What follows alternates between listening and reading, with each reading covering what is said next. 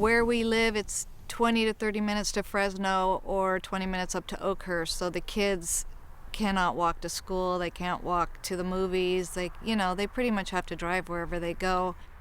These roads are different because it's not like you're in a city where you have 3 lanes and 3 lanes.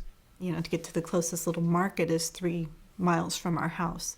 They're windy, curvy, up and down roads, and not the easiest roads to get around on.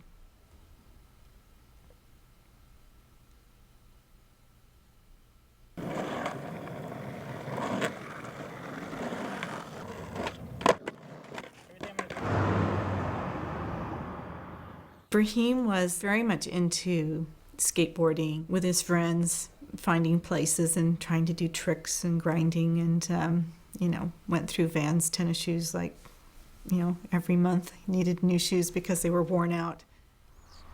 He enjoyed skateboarding and music. Yes, he played the bass, and he loved to skateboard, and he was doing very well at the bass, actually.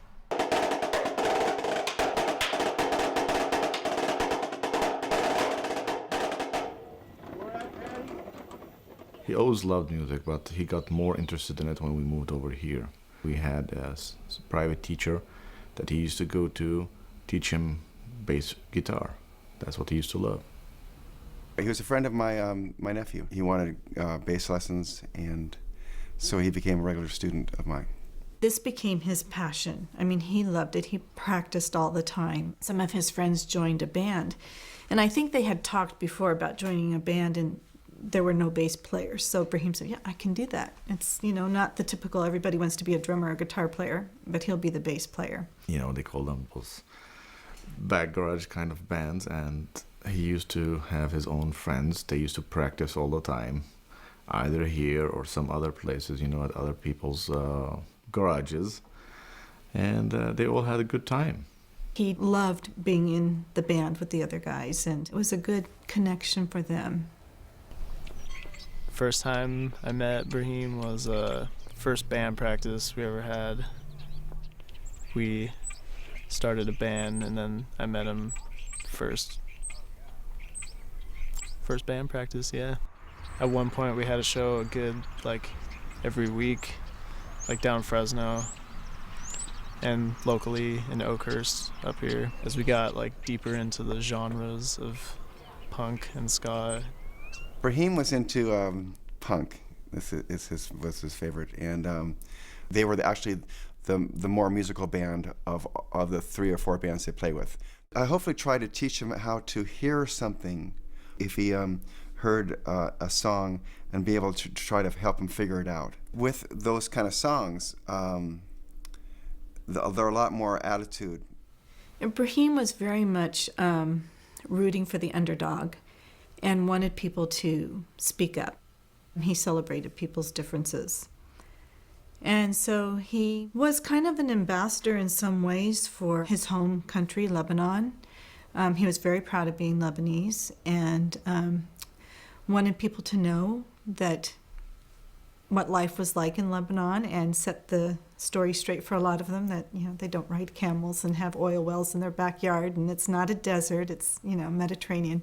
He wanted respect and justice for everybody, no matter who he is or she is, color, race, whatever.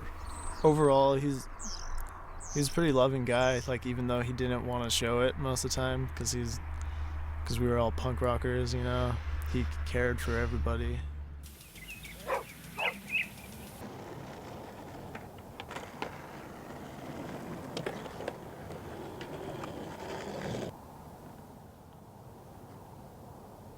They were doing CPR, and it's kind of a blur. I remember ambulances, fire truck, lots of people, but I couldn't tell you who was there.